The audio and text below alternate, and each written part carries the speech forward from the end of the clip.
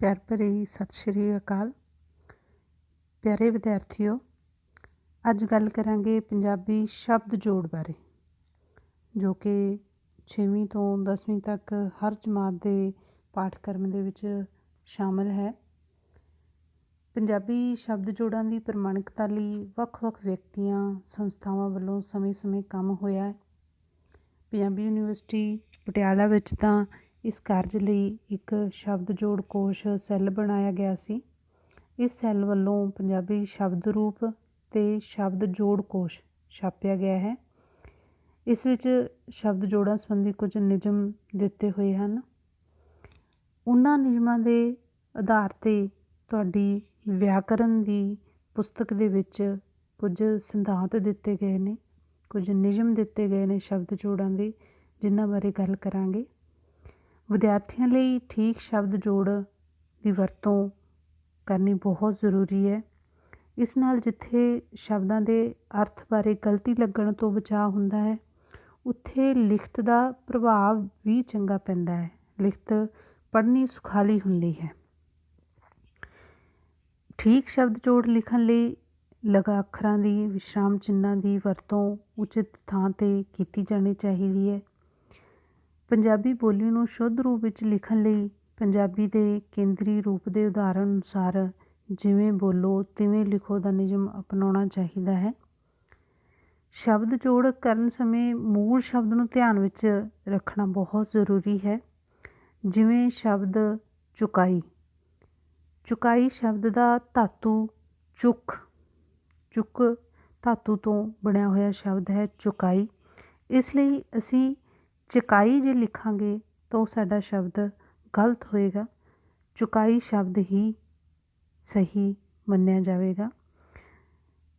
ਪੰਜਾਬੀ ਵਿੱਚ ਹਾਹਾ ਅੱਖਰ ਸ਼ਬਦ ਜੋੜ ਦੀ ਦ੍ਰਿਸ਼ਟੀ ਤੋਂ ਬਹੁਤ ਮਹੱਤਵ ਰੱਖਦਾ ਹੈ। ਇਸ ਅੱਖਰ ਦੀ ਵਰਤੋਂ ਵਾਲੇ ਸ਼ਬਦਾਂ ਵਿੱਚ ਸ਼ੁੱਧ ਸ਼ਬਦ ਜੋੜ ਕਰਨ ਲਈ ਕੁਝ ਨਿਯਮ ਬਣਾਏ ਗਏ ਹਨ। ਉਹਨਾਂ ਦਾ ਧਿਆਨ ਰੱਖਣਾ ਬਹੁਤ ਜ਼ਰੂਰੀ ਹੈ। ਪਹਿਲਾ, ਜੇ ਕਿਸੇ ਸ਼ਬਦ ਵਿੱਚ ਹਾਹਾ ਅੱਖਰ ਦੀ ਆਵਾਜ਼ ਤੋਂ ਪਹਿਲਾਂ ਏ ਭਾਵ ਲਾਂ ਦੀ ਧੁਨੀ ਹੋਵੇ ਤਾਂ ਉਸ ਤੋਂ ਪਹਿਲੇ ਅੱਖਰ ਨਾਲ ਸਿਹਾਰੀ ਲਾਈ ਜਾਂਦੀ ਹੈ। ਜਿਵੇਂ ਅਸੀਂ ਬੋਲਦੇ ਹਾਂ ਸਿਹਤ, ਮਿਹਨਤ, ਜਿਹੜਾ, ਕਿਹੜਾ। ਜਦੋਂ ਅਸੀਂ ਇਹਨਾਂ ਦਾ ਉਚਾਰਨ ਕਰਦੇ ਹਾਂ ਤਾਂ ਇਹ ਧੁਨੀ ਸਾਨੂੰ ਮਹਿਸੂਸ ਹੁੰਦੀ ਹੈ, ਆਉਂਦੀ ਹੈ। ਪਰ ਲਿਖਣ ਵੇਲੇ ਹਾਹਾ ਅੱਖਰ ਤੋਂ ਪਹਿਲਾਂ ਜੇ ਏ ਧੁਨੀ ਦੀ ਆਵਾਜ਼ ਆ ਰਹੀ ਹੈ ਤਾਂ ਅਸੀਂ ਸੱਸੇ ਨੂੰ ਸਿਹਾਰੀ ਹਾਹਾ ਤੱਤਾ ਸਿਹਤ ਪਾਵਾਂਗੇ। ਇਸੇ ਤਰ੍ਹਾਂ ਜੇ ਕਿਸੇ ਸ਼ਬਦ ਵਿੱਚ ਹਾਹਾ ਅੱਖਰ ਤੋਂ ਪਹਿਲਾਂ ਦੁਲਾਵਾਂ ਧੁਨੀ ਦੀ ਹੋਵੇ ਤਾਂ ਪਹਿਲੇ ਅੱਖਰ ਨਾਲ ਦੁਲਾਵਾਂ ਵਰਤਣ ਦੀ ਥਾਂ ਹਾਹਾ ਅੱਖਰ ਨਾਲ ਸਿਹਾਰੀ ਲੱਗਦੀ ਹੈ। ਜੇ ਕਿਸੇ ਸ਼ਬਦ ਨੂੰ ਹਾਹਾ ਅੱਖਰ ਤੋਂ ਪਹਿਲਾਂ ਦੁਲਾਵਾਂ ਧੁਨੀ ਦੀ ਆਵਾਜ਼ ਆਉਂਦੀ ਹੈ ਤਾਂ ਦੁਲਾਵਾਂ ਵਰਤਣ ਦੀ ਥਾਂ ਹਾਹਾ ਅੱਖਰ ਨੂੰ ਸਿਹਾਰੀ ਲੱਗਦੀ ਹੈ।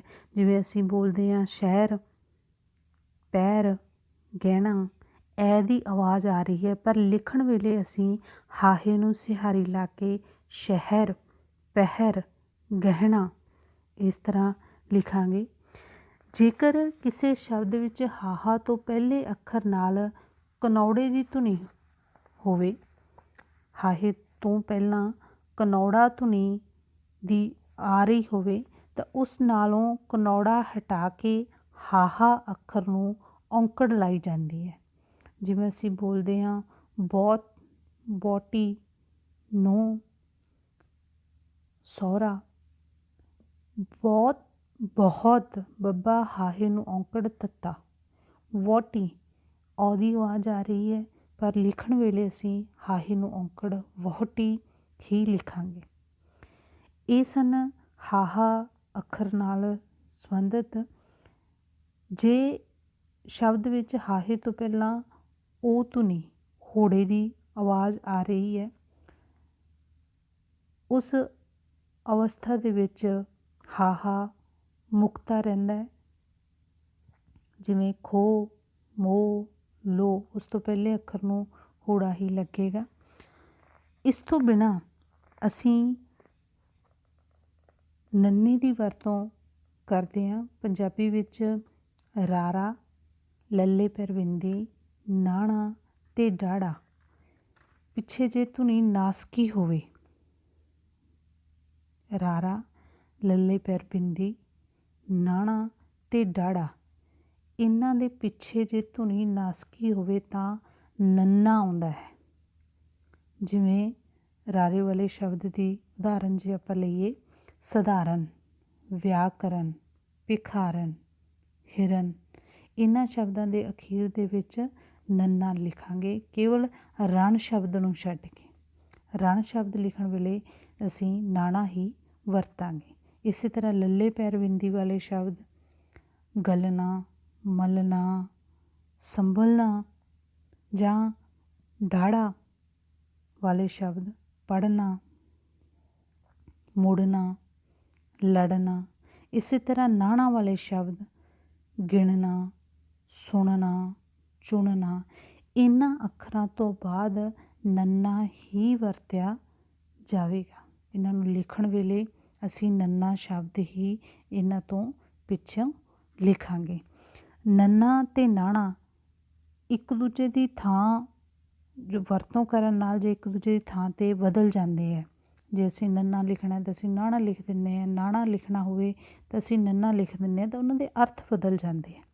ਜਿਵੇਂ ਸੰਨ, ਸੱਸਾ ਨੰਨਾ, ਸੰਨ ਬੱਚੇ ਹਾਕੀ ਖੇਡਦੇ ਸਨ, ਉੱਥੇ ਵਰਤਿਆ ਜਾਂਦਾ। ਜੇ ਇੱਥੇ ਨਾਣਾ ਪਾ ਦੇਵਾਂਗੇ ਤਾਂ ਸਣ ਬਣ ਜਾਏਗਾ। ਸਣ ਜੋ ਰੱਸੇ ਬਣਾਏ ਜਾਂਦੇ ਆ, ਸਣ ਦੇ ਰੱਸੇ ਮਜ਼ਬੂਤ ਹੁੰਦੇ ਹਨ। ਜਿਵੇਂ ਹਾਨੀ, ਨੰਨੇ ਨਾਲ ਜੇ ਅਸੀਂ ਲਿਖਦੇ ਹਾਂ ਤਾਂ ਹਾਨੀ ਦਾ ਮਤਲਬ ਨੁਕਸਾਨ, ਪਰ ਜੇ ਅਸੀਂ ਨਾਣੇ ਨਾਲ ਪਾ ਦਈਏ ਤਾਂ ਹਾਣੀ ਬਣ ਜਾਏਗਾ, ਹਮ ਉਮਰ। ਇਸ ਤਰ੍ਹਾਂ ਜੇ ਅਸੀਂ ਸ਼ਬਦ ਜੋੜਾਂ ਵੱਲ ਥੋੜ੍ਹਾ ਬਹੁਤ ਧਿਆਨ ਦੇਵਾਂਗੇ ਤਾਂ ਸਾਡੀ ਜਿਹੜੀ ਲਿਖਤ ਹੈ, ਅਸੀਂ ਆਪਣੀ ਗਲਤੀ ਤੋਂ ਬਚਾਅ ਆਪਣਾ ਕਰ ਸਕਦੇ ਹਾਂ। ਇਸ ਤੋਂ ਇਲਾਵਾ ਗੱਗਾ ਅਤੇ ਘੱਗਾ, ਇਹਨਾਂ ਦੋਨਾਂ ਸ਼ਬਦਾਂ ਦੀ ਵਰਤੋਂ ਵੀ ਜੇ ਅਸੀਂ ਗਲਤ ਕਰ ਲੈਂਦੇ ਹਾਂ ਤਾਂ ਅਰਥਾਂ ਵਿੱਚ ਅੰਤਰ ਆ ਜਾਂਦਾ ਹੈ। ਗੱਗੇ ਅਤੇ ਘੱਗੇ ਦੀ, ਜਿਵੇਂ ਜੇ ਆਪਾਂ ਸੰਗ ਕਹਿੰਦੇ ਹਾਂ, ਸ਼ਰਮ, ਸੰਗ, ਸੱਸੇ ਟਿੱਪੀ ਗੱਗਾ ਸੰਗ, ਸ਼ਰਮ ਹੁੰਦੀ ਹੈ। ਜੇ ਅਸੀਂ ਸੰਗ, ਸੱਸੇ ਟਿੱਪੀ ਘੱਗਾ ਸੰਗ ਕਰ ਦਿੰਦੇ ਹਾਂ ਤਾਂ ਉਹ ਗਲਾ ਹੋ ਗਿਆ। ਇਸ ਤਰ੍ਹਾਂ ਸਾਨੂੰ ਸ਼ਬਦ ਜੋੜਾਂ ਵੱਲ ਧਿਆਨ ਜਿਹੜਾ ਹੈ ਉਹ ਦੇ ਕੇ ਗਲਤੀ ਕਰਨ ਤੋਂ ਬਚਣਾ ਚਾਹੀਦਾ ਹੈ। ਬਹੁਤ ਬਹੁਤ ਧੰਨਵਾਦ।